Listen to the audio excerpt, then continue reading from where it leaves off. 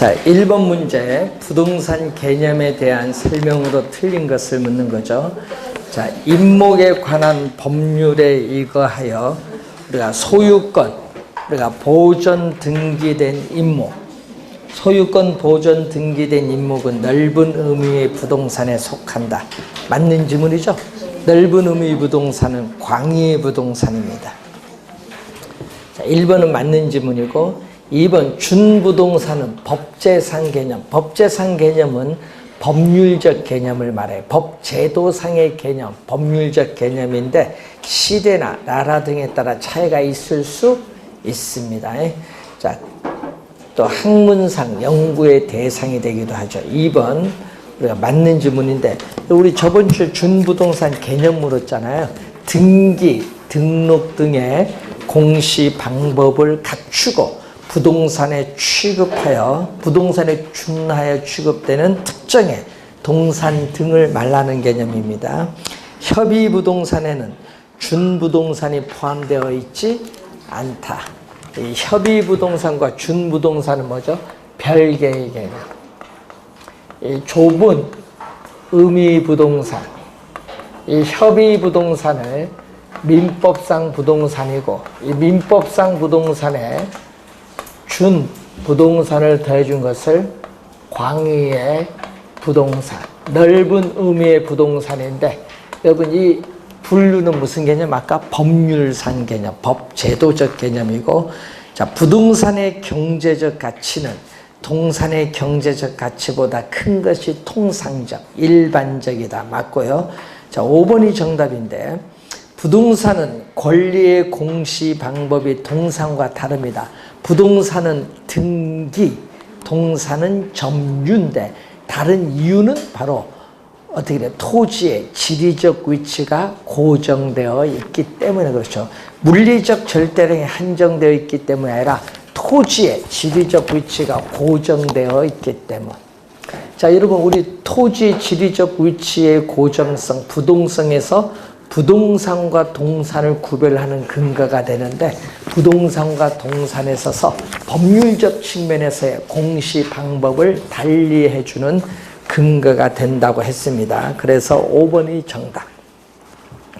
자, 2번 문제 부동산과 동산을 구별하는 기준을 옳게 설명한 건데 자, 1번 부동산과 동산은 모두 공시수단이 동일하다니까 틀렸는데 부동산은 등기, 동산은 점유니까 틀리죠.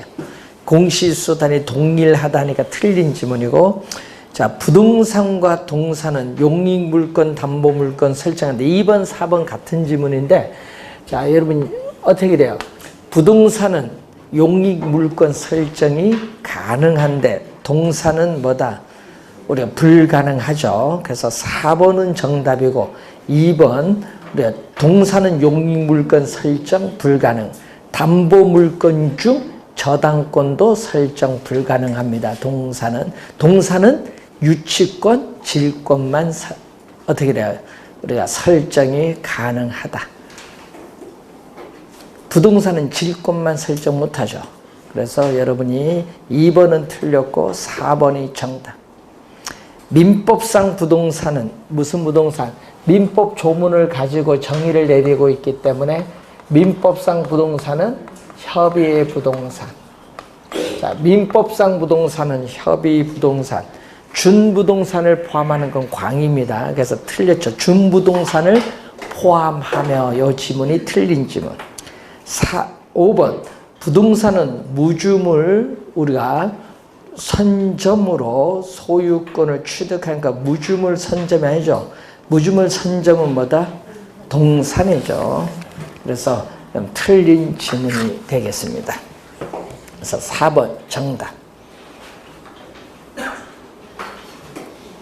자, 3번 문제로 가는데 토지 이용에 있어서 공법상의 규제는 당연히 받지만 이 지상에 건물 등이 없는 이 사법상의 완전 소유권을 지닌 토지를 무엇이라고 하는가?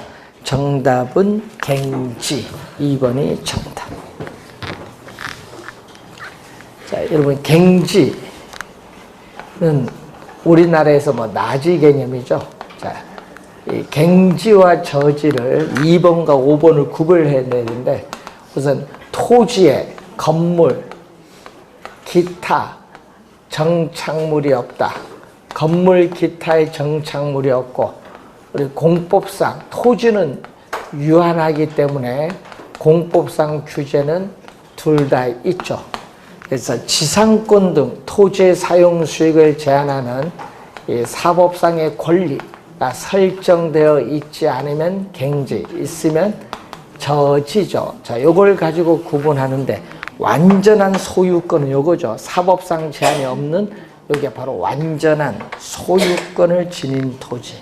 사법상이 제한했으니까 완전한 소유권을 가지진 않죠. 불완전 소유권이죠. 그래서 정답은 2번 갱지가 정답.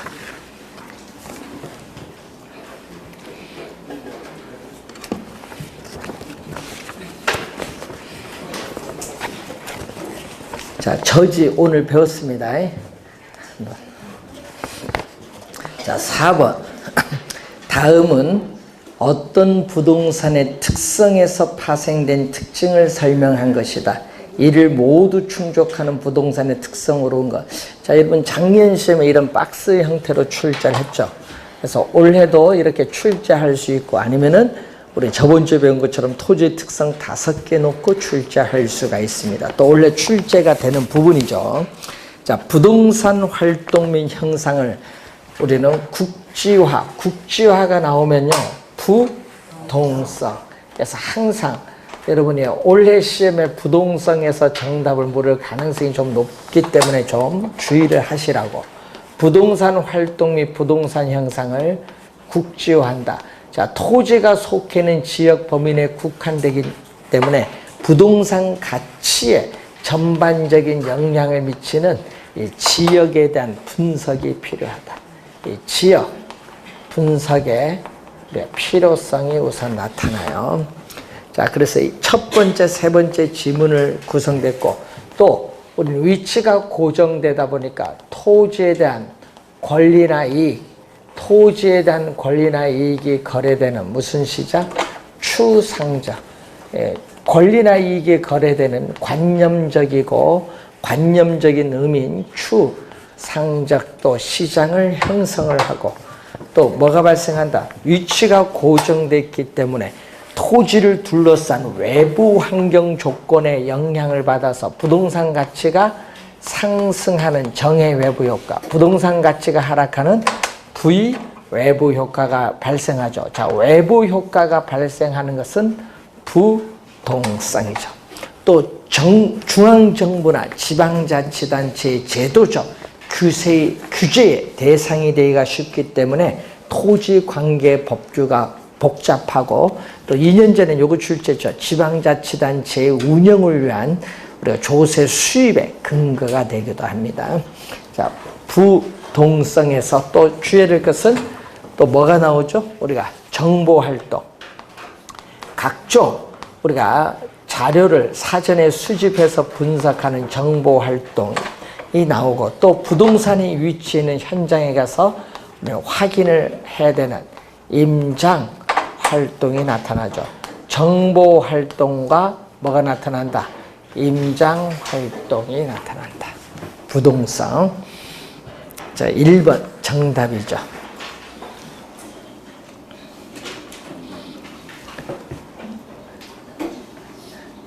자, 3번 문제 틀릴 수가 없죠. 이런 거는 국지화가 나오면 무조건 뭐다? 외부 효과 나오면 부동성이라고 했는데, 그래도 틀리신 분이 있네요. 자, 5번.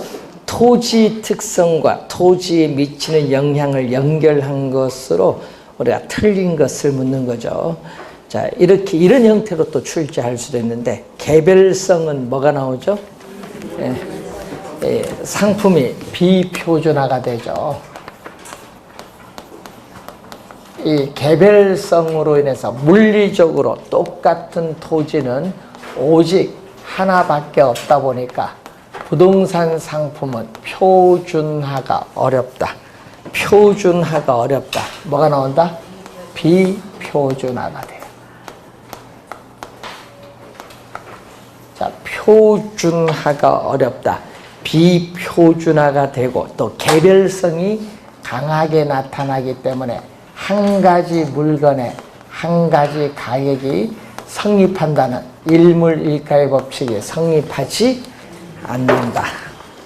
1번 맞는 지문이고 2번 부동성은 토지는 위치가 고정되다 보니까 위치가 유리한가 불리한가에 따라서 토지의 가격을 뭐다? 위치 가격화하게 되죠. 위치에 따라 가격이 달라져요. 그래서 2번도 맞는 지문이죠. 위치적 시장입니다. 자, 부증성은 작년에도 출제인데 조방적이 아니라 집약적. 작년에도 토지 이용을 집약화시킨다 이렇게 출제했어요. 자, 부증성은 우리가 토지는 유한해요. 유한하다 보니까 우린 도시로 인구가 집중됨에 따라서 토지에 대한 수요는 증가하지만은 이 택지를 조성해서 공급은 한계를 가져요. 그래서 토지 부족 문제를 야기하거든요. 토지 부족 문제가의 근거가 돼요. 이걸 야기가 되는데 토지 부족 문제도 출제를 또 했었죠. 그렇기 때문에 누가 경쟁한다. 토지를 이용하고자 하는 사람들의 경쟁, 이 수요자 간의 이 경쟁에서 토지 가격은 또 우리는 상승을 해요. 자, 토지는 자연적으로 주어져 있는 물건이에요. 그렇지만은 우리가 부증성에 있어 희소성이 나타나기 때문에 가치가 있는데 그 가치가 어떻게 돼요? 부족이 많을수록 가치는 높게 돼요. 그러다 보니까 점점 건물이 고층화되죠. 건물이 고층화되는 것을 집약화.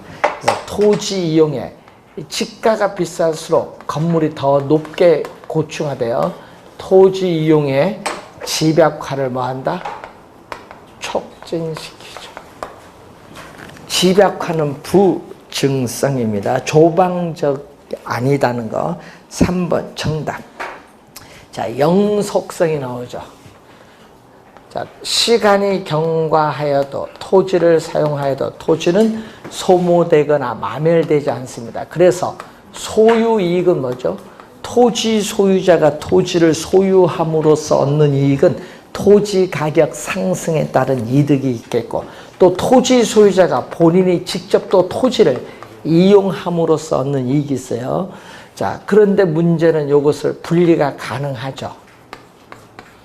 자, 여러분 토지 소유자가 직접 우리 과수나무 재배를 해서 이용을 할 수 있는데 나이가 들어서 이용 못하겠다. 그럼 뭐야? 빌려줘야지. 토지는 자기가 가지면서 빌려주고 뭐를 받는다? 뭐 지대를 받는다든지 그러다 보니까 다른 사람으로 하여금 이용토록 가능하게 할 수 있어요. 그렇기 때문에 토지에 대한 뭐가 발달하는 거예요? 임대차 시장이 발달한다. 임대차 시장이 발달하는 것은 바로 영속성이다. 영속성. 자, 그래서 우선은 4번 맞고, 자, 토지는 일반 상품과는 달리 주어진 필지를 인접 필지와 합병할 수도 있고 주어진 필지를 분할할 수도 있어요. 그래서 토지의 용도나 이용 주체의 목적에 따라 토지를 자유로이 합병할 수도 있고 분할할 수도 있죠. 그러다 보니까 뭐가 나온다? 정상적인 합병이나 분할하면요, 정상적인 토지 가격이 안 돼요. 병합, 분할의 가능성은 뭐를 나타난다? 우선 뭐를? 한정 가격이 나타나죠. 한정 가격. 병합 분할을 전제로 한 가격, 한정 가격이 존재를 하게 된다. 그래서 5번 맞는 질문. 자, 병합 분할의 가능성은 용도의 다양성과 더불어서 인문적 특성입니다. 그래서 3번 정답이 되겠습니다. 집약화란 용어는 상당히 시험에 자주 나오는 용어니까 뭐 틀리지는 않을 것 같고. 자, 5번 문제. 자, 5번 문제는 어떻게 좀 어렵다 싶은 유형의 문제인데 많이들 맞추셨네요. 자, 6번 문제. 6번 문제 예상외로 많이를 맞추셨네요. 자.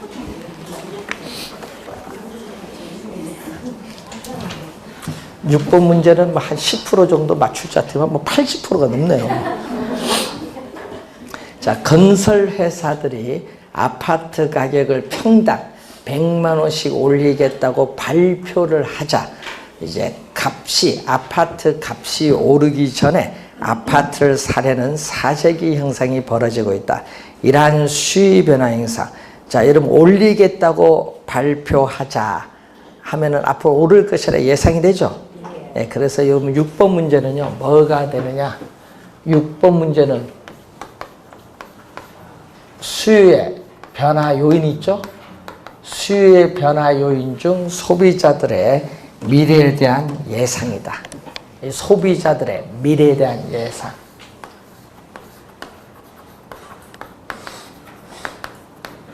미래에 대한 예상, 기대. 요걸 얘기해요. 수요 변화 요인. 여러분이 우리가 수요 가격 이외에 다른 요인이 변했을 경우에 수요 곡선 자체가 어떻게 돼요? 이동하는 수요 변화 요인 중 뭐다? 요 미래에 대한 예상이죠. 요걸 찾아라 이런 얘기입니다. 결국은 자, 그러면은 짜장면 가격이 상승하자 짬뽕에 대한 수요가 죠. 여러분 짜장면 가격이 상승하면요 어떻게 돼요? 짜장면에 대한 수요량은 감소해. 수요 법칙에 따라. 그럼 짜장면 수요가 감소하면은 짬뽕에 대한 수요가 증가하는 것은 대체제입니다. 수요 변화 중 1번은 뭐다? 수요 변화 요인 중 1번은 대체제. 대체제 가격이 변한 거. 1번은 대체제 가격이 변한 거. 수요 변화 요인 중. 자, 2번은 휘발유 가격이 상승하자 휘발유에 대한 수요가 크게 감소하였다. 요거는 뭐다? 수요량의 변화. 자, 2번은 뭐다? 수요의 변화가 아니라 2번은 수요 곡선 상에서 이동하는 뭐다? 수요량의 변화. 해당 가격이 변하면은 동일한 수요 곡선 상에 점 이동하는 뭐죠? 수요량의 변화. 수요 변화가 아니에요. 2번은 틀린 지문. 3번 미국 의회에서 금연 광고 방송을 의무화함에 따라 담배에 대한 수요가 감소했다. 이거는 뭐죠? 광고죠. 3번은 수요 변화 요인 중 뭐에 해당하는 개념? 광고에 대한 규제. 광고에 대한 뭐를 했다? 규제를 했기 때문에 뭐가 감소했다? 수요가 감소했다. 자, 네 번째, 주택 가격이 오를 것으로 예상 동그라미, 예상 나왔네. 오를 것이라 예상되면 현재 싸잖아요. 현재 싸니까 현재 시점 수요가 뭔다? 증가하는 거죠. 예상이 나왔네. 요 예상이 나왔잖아요. 예상 나오니까 4번 정답. 5번, 미니스커트의 유행으로 미니스커트에 대한 수요가 크게 증가했다. 이것을 우리는 수요의 법칙의 예외야. 수요 법칙의 예외로서 남이 하니까 나도 따라 한다. 요걸 우리는 밴드웨건 이펙트.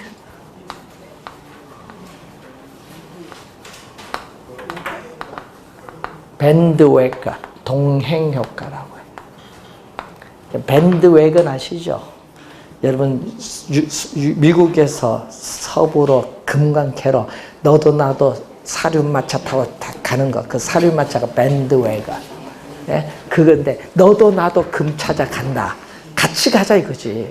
그러니까 어떤 사람 소비하니까 같이 따라서 소비하는 거. 이것은 무슨 효과? 동행 효과, 밴드웨건 이펙트. 요거 상당히 중요하죠.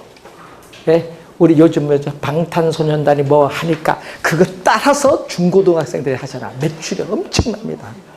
예? 요거트 하나 먹으니까 그 요거트만 먹어야 돼. 아, 진짜요. 그 요거트 먹어야 돼. 예? 그러면은 어떻게 돼? 그렇게 될 줄 알고. 그런 게 다 동행 효과. 광고에서 이게 상당히 중요하죠. 동행 효과.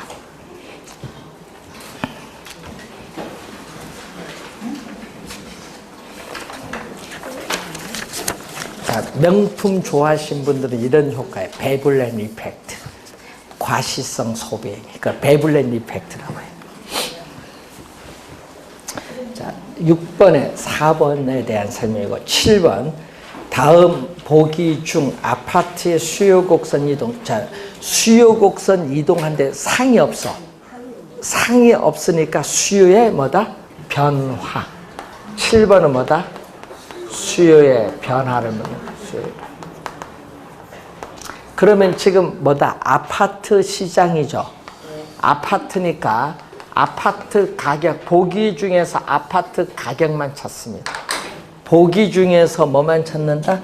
아파트 가격만 찾는다. 아파트 가격을 찾았더니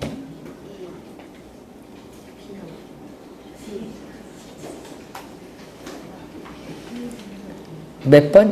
B인가? B. 아파트 가격이 하락을 하였다. 요것은 수요량의 변화. 그거는 요거. 아파트 가격이 변한 건 수요량의 변화. 자, 예를 들어서 얘기죠. 아파트 가격, 수요량이면 수요 곡선은 일반적으로 우하향하는데 아파트 가격이 A점에서 아파트 가격이 하락을 하면은 수요 법칙에 따라 아파트 수요량은 뭐한다? 증가하죠. 그럼 이때 A점이, 요 A점이 동일한 수요 곡선상의 B점으로 이동해.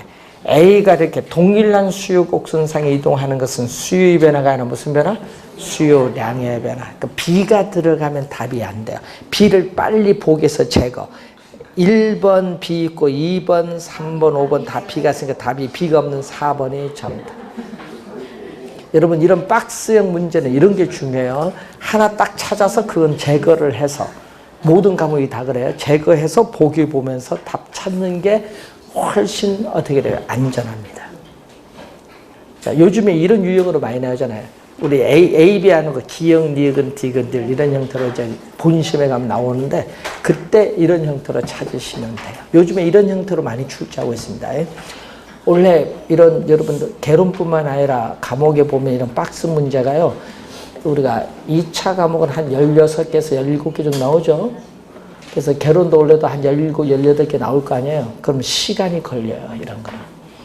그러니까 여러분은요. 1차는 난이도가요. 쉽고 어렵고가 아니라 시간이 난이도예요. 2차는 시간 남아. 어떤 분은 뭐 풀고 주무신 분도 있더라고요.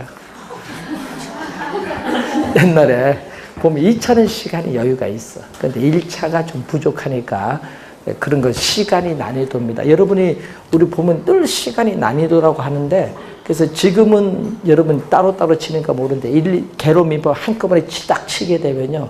시간 부족해요. 그걸 요령 있게 푸셔야 돼.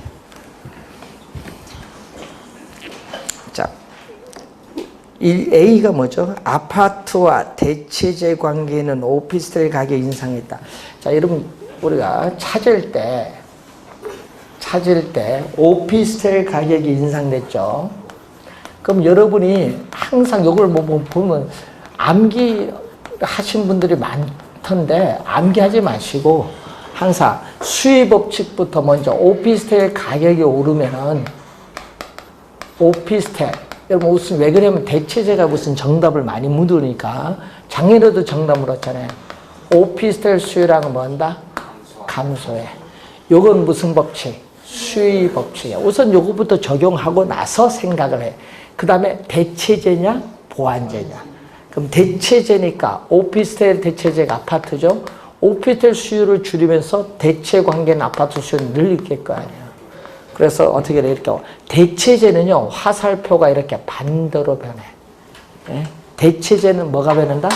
화살표가 반대로 변해. 보완재는 화살표가 같은 방향으로 변합니다. 그러니까 대체재는 반대로 변한다. 화살표가 이것만 잘 기억하면 돼. 네? 수요가 줄면 수요가 증가, 반대로 변동한다. 변동 방향이. 그래서 뭐다? 아파트 수요가 뭐한다? 우리는 증가한다. A는 수요의 증가, C는 소득이 증가하면은 문제에서 다른 말로 쓰면 정상재야. 그러면 아파트 수요 증가.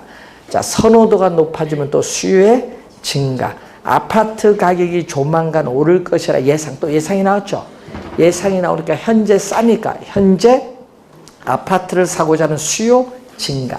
예상입니다. 그래서 시험 문제 나올 때 예상이 나오면 동그라미 쳐놔야 돼. 나중에 깜빡깜빡해요. 자, 4번 정답이 됩니다. 자, 8번. 자, 수의 가격 탄력성을 묻는 거죠. 자, 수의 가격 탄력성은 분모는 가격의 변화율. 자, 분모는 가격의 변화율.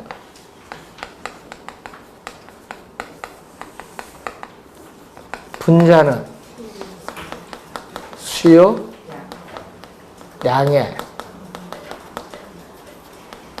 변화율이 지금 주어졌습니다. 자, 그랬을 때 관련해서 한번 확인을 해보시면은 얼마? 20% 상승을 했다. 자, 20% 상승을 하면은 수요량은 얼마에서? 1000 제곱미터에서 얼마로? 500 줄어들었죠. 마이너스 500 제곱미터. 자, 수익 가격 탄력성은 음수가 아닌데 주의될 것은 수요량, 원래 수요량, 분자는 수요량의 변동분에 뭐를 해줘야 된다?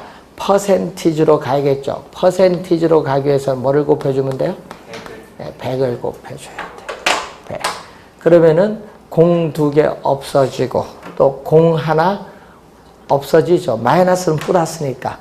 분모는 20%, 분자는 몇 프로? 50%. 2분의 5, 2.5가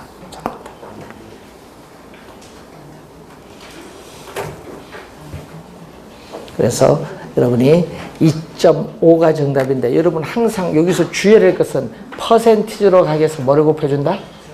100을 곱해준다. 항상 100을 곱해준다. 문제는 어려운 건 아니었는데 100을 곱해주느냐 아니냐 여기서 답을 못 구하신 분들이 꽤 많아요. 자, 우선 주의해 두시고 자, 9번 문제로 갑니다. 부동산 수요 및 공급과 관련된 내용 중 옳은 것은 어떤 재화에 대한 수요는 소득, 인구, 연관재는요 대체재, 보완재죠. 가격에 있어 또 기호는 선호입니다. 선호. 자, 네 번째 생산 요소 가격의 변화. 이것은 뭐다? 공급이야. 생산 요소 가격은 생산비입니다. 생산비는 공급의 전형적인 변화 요인. 예? 그래서 그 생산 요소의 가격이 들어가서 1번 지문은 틀린 지문. 생산 요소의 가격은 생산비입니다. 전형적인 공급의 변화 요인. 대출 이자율이 하락을 하면은 자, 대출 금리가 하락을 하면은 생산자 입장에서는 이자 비용 부담이 어떻게 돼요? 낮아지죠. 낮아지면 수익이 우리가 어떻게 돼요? 개선이 되기 때문에 우리 건설업체는 어떻게 이전보다 공급을 더 증가시켜요. 공급이 증가하면요, 공급 곡선이 우측으로 이동해. 좌측이 아니라 우측으로 이동한다.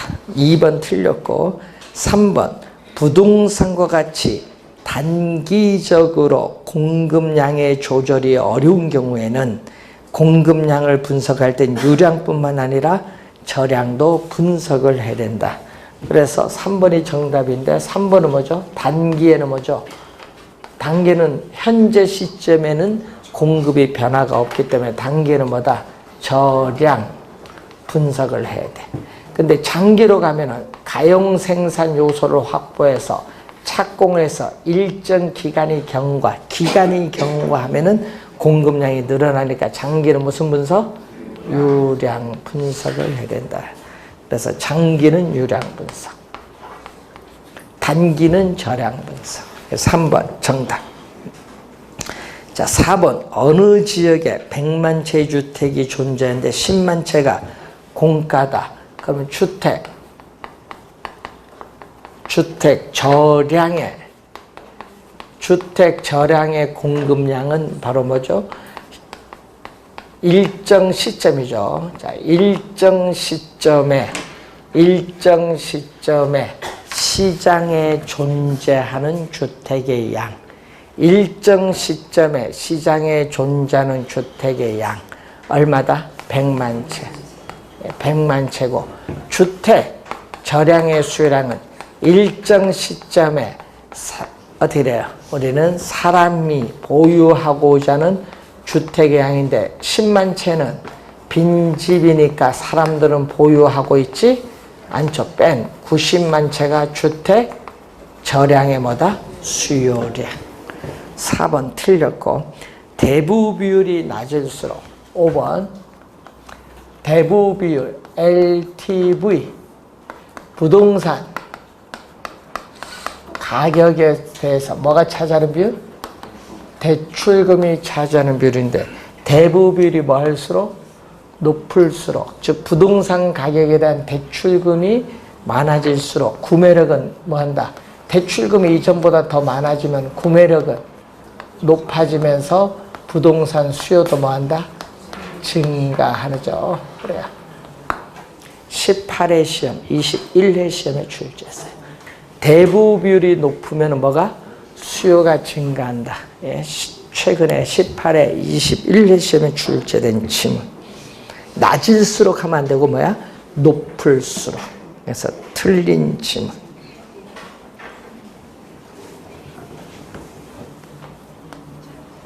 자, 10번 문제로 갑니다.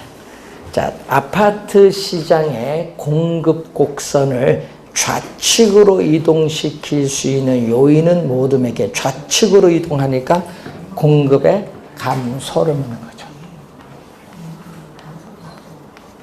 공급의 감소. 공급 곡선 자체를 뭔다?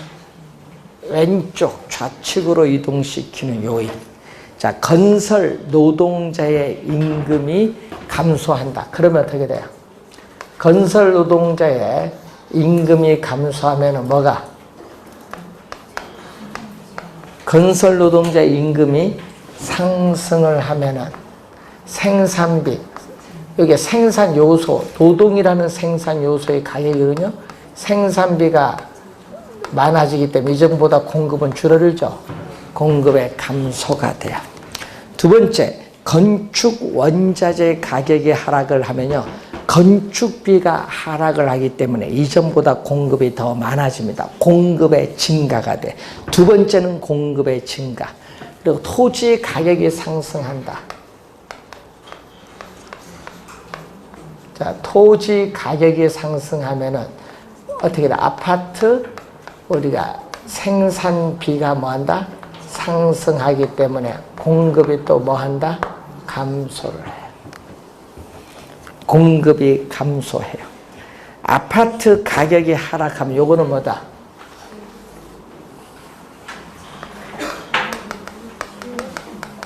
아파트 가격 공급 곡선.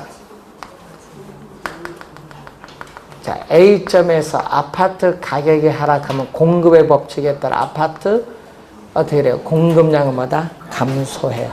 그래서 A점이 B점 동일한 공급 곡선 상에서 점의 이동. 네 번째는 뭐다? 공급량의 변화. 네 번째는 공급량의 변화. 요거 공급의 감소라고 생각하신 분은 많아요. 공급량의 변화예요. 함정을 넣는 거죠.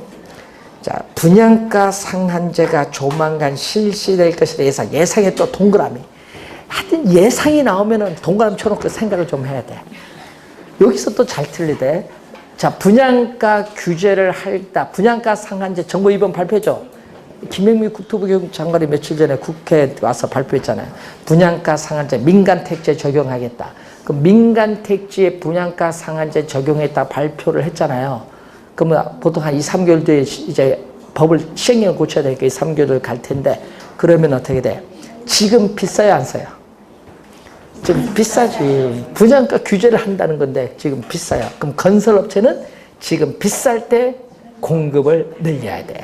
현재 시점 건설업체는 공급을 증가시켜야 돼. 그러니까 상한제 적용되기 전에 공급을 밀어낸다는 얘기예요. 공급을 해야 된다. 공급의 뭐다? 증가야. 하여튼 예상이 나오면 주의해야 돼요. 네 번째는, 다섯 번째는 공급의 뭐다? 증가.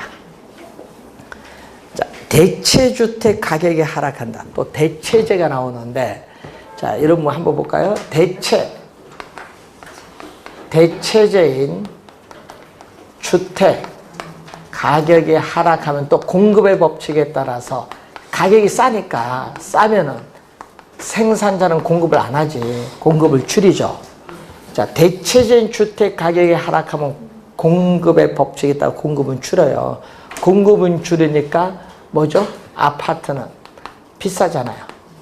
아파트 공급은 뭐 한다? 증가. 여러분 대체제는요, 하여튼 화살표의 변동이 뭘로 간다? 반대로.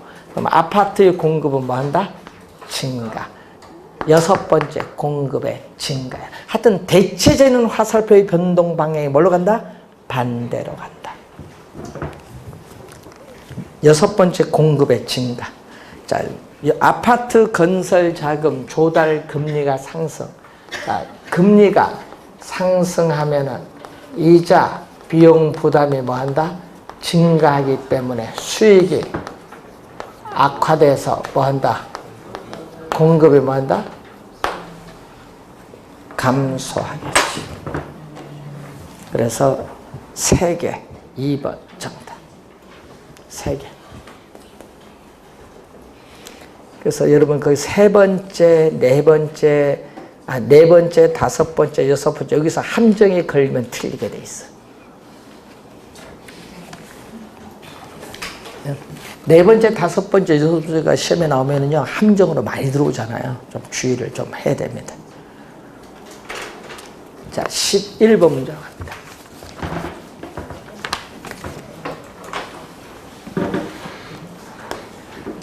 자, 어떤 지역에서 토지의 시장 공급량은 얼마? 300. 자, Q, S가 300이라는 것은 공급이 뭐가 됐다? 이렇게 고정되어 있다. 공급이 고정되어 있다. 이때 토지의 시장 수요 함수가 얼마? Q, 1, D가 500 마이너스 2P다. 자, 이게 최초의 균형. 자, 그러면은 최초의 균형이란 말이 나오면은 수요량과 공급량은 뭐다? 똑같다. 균형이 나오면은 수요량과 공급량은 똑같다. 그래서 수요량과 공급량이 서로 같다. 그럼 수요량은 얼마죠? 500 마이너스 2P. 공급량은 300 같다. 그러면 마이너스 P가 우변으로 가면 플러스로 했죠? 2P는 500에서 또 300을 빼니까 얼마? 200이 돼서 균형 가격은 100. 자, 최초의 균형일 때 균형 가격은 100인데 수요 곡선이 이동을 했죠. 뭐죠? 시장 수요 함수가 이렇게 수요 곡선이 이렇게 이동을 했어요. 이동을 했을 때 여기 Q, 2D는 450 마이너스 2P. 수요가 감소를 했는데, 그러면 이때 수요 곡선이 이동한 이후에 여기 새로운 균형이죠. 자, 수요 곡선이 이동한 이후에 새로운 균형. 수요 곡선이 이동한 이후에 새로운 균형을 보면은 수요량은 바뀌었네요. 수요량은 450 마이너스 2P. 공급은 고정돼서 변화가 없어요. 300. 그럼 또 넘어가면은 이 P는 450에서 300 빼니까 150. 양변을 2로 나누니까 75. 여기 75죠. 그럼 균형 가격은 얼마에서? 균형 가격은 100에서 75로 얼마만큼? 25만큼 하락을 했다. 25만큼 하락을 했다. 1번 정답.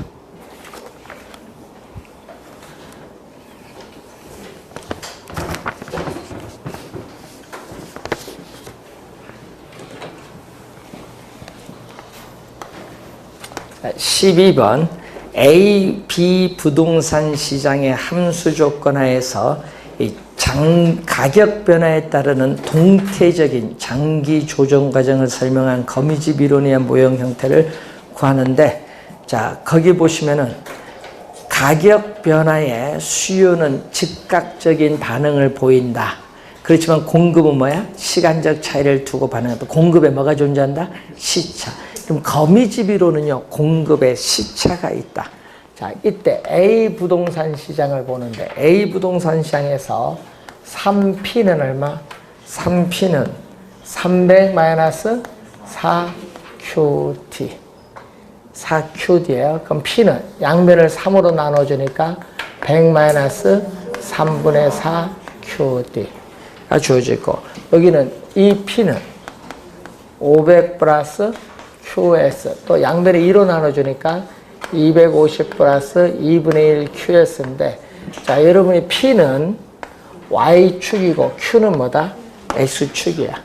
그래서 우리는 1참수에 Y를 꼬는 A 플러스 BX에서 이때 요 Y축이 뭐다? P고 X축이 뭐다? Q야, Q. 이렇게 주어졌을 때 요 X축, 이 Q 앞에 있는 요 플러스 B죠? 이 플러스 B가 바로 뭐를 의미한다? 기울기, 기울기. 그럼 요 앞에 있는 게 뭐다? 기울기. 자, QD는 수요량이니까 수요 곡선의 기울기의 절대값. 자, 수요 곡선의 기울기의 절대값과 공급 곡선의 기울기의 절대값을 봤더니 어디가 크다? 우리는 수요 곡선의 3분의 4잖아. 여기가 더 크죠? 자, 이럴 경우를 우리 뭐라고 한다? 우리는 발산형. 수요 곡선의 기울기가 크면은 발산형이다. 발산형. 자, 발산형은 이런 형태의 그림. 자, 수요 곡선의 기울기가 이렇게 크고 공급 곡선의 기울기는 작아요. 자, 그러면은 어떤 형태? 요 불균형 상태가 시간의 경과함에 따라 점점 이렇게 균형에서 벗어나서 이탈해 나가는 무슨 형태? 발산형. 그러니까 B는 어떻게 나온다? P리꼬르는 400-2QD. 여기는 P리꼬르는 100 플러스 4QS. 요 앞에가 뭐다? 기울기. 자, 수요 곡선의 기울기의 절대값, 공급 곡선의 기울기의 절대값이니까 이게 크죠. 자, 여러분이 공급 곡선의 기울기가 크면은 수렴형. 자, 이런 형태. 그림 보면 공급 곡선의 기울기가 이렇게 커요. 뭐보다? 수요보다. 그러면은 이 불균형 상태가 시간의 경감에 따라 점점 균형으로 접근해 가는 과정이 무슨 형태? 수렴형. 이 수렴형이 안정적 균형인데 이 모양이 꼭 거미가 집을 짓는 거와 비슷하다고 해서 붙은 명칭이 거미집입니다. 자, 발산형, 수렴형이다. 자, 여러분이 기울기가 뭔지를 아는 거죠. 여기서 1차 함수에서 요 X축 앞에 있는 게 뭐다? 기울기. 기울기만 잘 찾으면 돼요. 항상 요 앞에를 뭘로 만들어요? P 앞에 있는 숫자를 뭘로? 다 1로.